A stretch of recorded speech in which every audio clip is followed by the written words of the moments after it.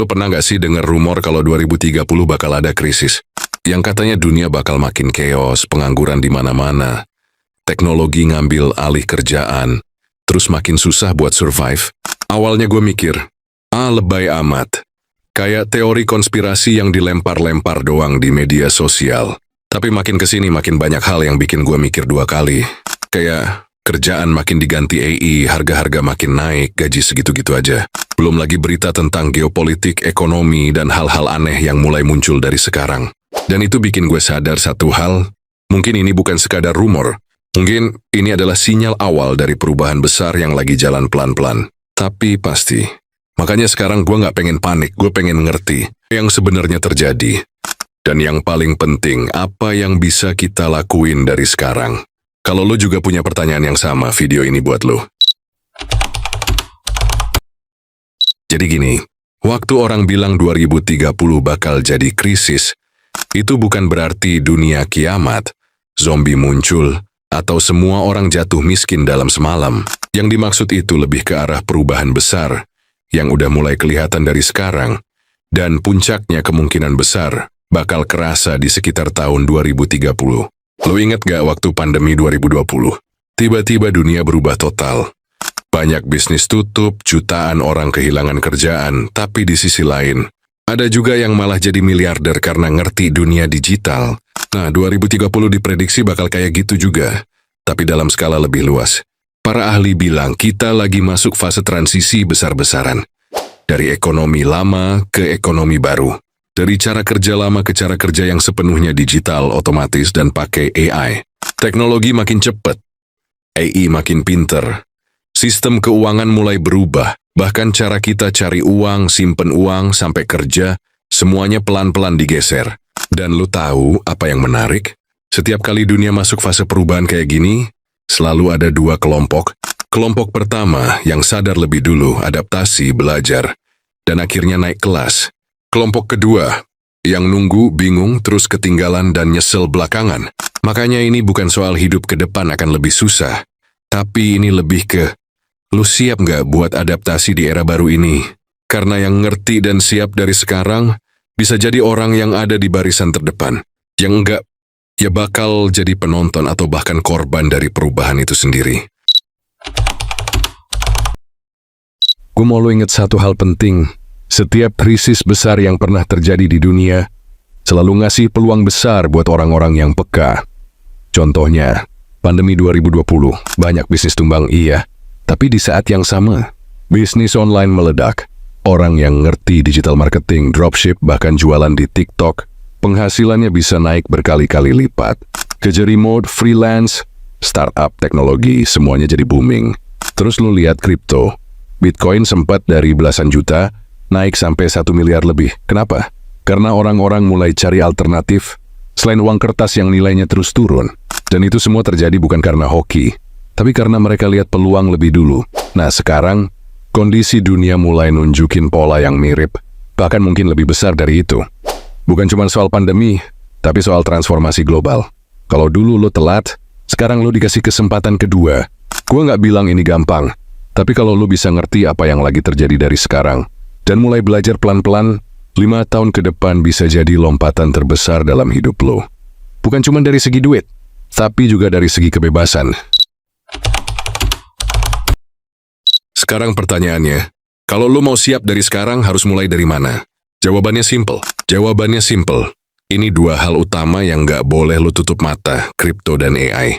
Gue tahu, begitu dengar kata kripto, mungkin yang kepikiran langsung, mainan orang kaya. Volatile banget. Kayak judi online. Tapi sebenarnya kripto itu bukan cuma soal cari cuan cepat. Kripto itu revolusi. Dia ngerubah cara kita nyimpen, ngirim, dan bahkan ngontrol uang sendiri. Tanpa pihak tengah kayak bank. Bayangin aja, sistem keuangan global udah kayak dinosaurus. Kripto itu solusi alternatif yang lebih transparan, lebih terbuka, dan bisa dipakai siapa aja. Terutama mereka yang melek lebih dulu. Sekarang pindah ke AI.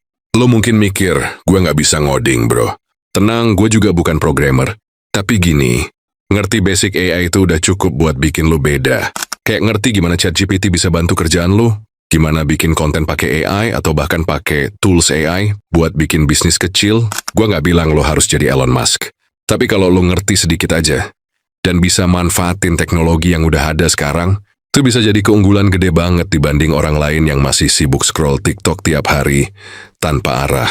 Karena dunia baru nanti, yang bisa manfaatin AI sama ngerti arah gerak teknologi, itu yang bakal ngatur permainan. Sekarang kita ngomongin satu hal yang sering banget diremehin orang, inflasi. Lu tahu nggak sih inflasi itu ibarat maling yang jalan pelan-pelan, tapi tiap tahun ngambil nilai dari uang lu tanpa lu sadar. Contohnya nih, dulu 10.000 bisa dapat 2 nasi padang plus teh manis. Sekarang 10.000 paling dapat setengah ayam, itu juga tanpa kuah. Artinya apa? Nilai uang lu tuh turun tiap tahun.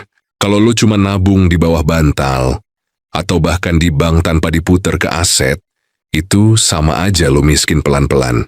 Dan di saat lo diem aja, orang-orang yang punya aset kayak properti, saham, apalagi Bitcoin, justru makin kaya. Kenapa? Karena nilai aset naik bareng inflasi. Gampangnya gini, inflasi itu musuhnya orang yang cuman pegang cash, tapi sahabatnya orang yang punya aset. Dan disinilah jurang kaya dan miskin makin kebuka lebar. Bukan karena orang kaya lebih pinter, tapi karena mereka mainin game yang berbeda. Jadi kalau lo mau survive, bahkan mau naik kelas, lo harus ngerti satu hal penting. Uang itu bukan buat ditumpuk, tapi buat digerakin. Dan cara ngelindungin diri dari inflasi? Ya punya aset. Aset bisa apa aja, asal nilainya naik seiring waktu. Bisa kripto, emas, saham, bahkan skill yang bisa lo jual. Karena di dunia yang terus berubah ini, yang nggak ngerti cara mainnya, ya bakal terus dimainin. Gua mau lo bayangin satu hal. 5 tahun lagi lo udah nikah, punya anak lo duduk di samping lo, iseng buka berita soal sejarah Bitcoin. Terus dia nanya, "Ayah, katanya dulu Bitcoin masih 500 jutaan ya? Ayah tahu nggak waktu itu?" Lo jawab, "Iya, tahu." Terus anak lo diem sebentar lalu nanya lagi, "Kok nggak beli?" Dan lo cuma bisa senyum pahit. Karena lo tahu, lo pernah dikasih kesempatan, tapi lo nggak ngapa-ngapain. Bro, ini bukan soal Bitcoin doang. Ini soal banyak hal yang bisa lo lakuin hari ini buat masa depan yang jauh lebih baik. Tapi lo tunda terus. Entah karena mager, takut, atau ngerasa belum siap. Padahal dunia nggak nunggu. Karena jujur aja, hidup ini hutan bro. Lo berburu atau lo diburu. Lo jadi pemain atau lo jadi korban. Pilihannya selalu ada di tangan lo. Dan nggak ada yang bakal nyelamatin lo selain diri lo sendiri. Waktu nggak bisa diputar ulang. Tapi keputusan lo hari ini, itu yang nentuin lo akan jadi siapa 5 tahun lagi. Jadi jangan cuma nonton, jangan cuma mikir, lakuin. Meski kecil, mulai aja dulu. Jadi intinya gini, 2030 itu bukan akhir dunia bro. Tapi bisa jadi awal baru buat lo asal lo siapin dari sekarang. Bukan waktunya buat bengong, nunggu semua jadi pasti, atau berharap semuanya balik kayak dulu. Karena dunia nggak bakal mundur, teknologi makin gila. Persaingan makin ketat, dan mereka yang nggak belajar bakal kegilas. Tapi kabar baiknya, lu masih punya waktu. Masih ada peluang, masih bisa banget mulai dari sekarang. Cari ilmu, pelajarin hal-hal baru. Mulai ngerti cara kerja AI. Gimana kripto itu lebih dari sekadar koin digital. Bikin diri lo jadi lebih bernilai. Bangun aset meskipun kecil, yang penting jalan. Karena inget, hidup nggak akan lebih mudah. Lo yang harus jadi lebih kuat. Orang kaya nggak nunggu momen, mereka ciptain momen. Dan kalau lo pengen jadi bagian dari orang-orang yang siap hadapi 2030, yang nggak cuma nonton perubahan tapi jadi bagian dari perubahan itu sendiri, subscribe sekarang. Di channel ini gue bakal terus bantu lo siapin mindset, skill, dan langkah-langkah nyata buat ngadepin dunia baru yang udah di depan mata. Kita belajar bareng, kita bertumbuh bareng, dan kita siapin masa depan bareng. Sampai jumpa di video selanjutnya.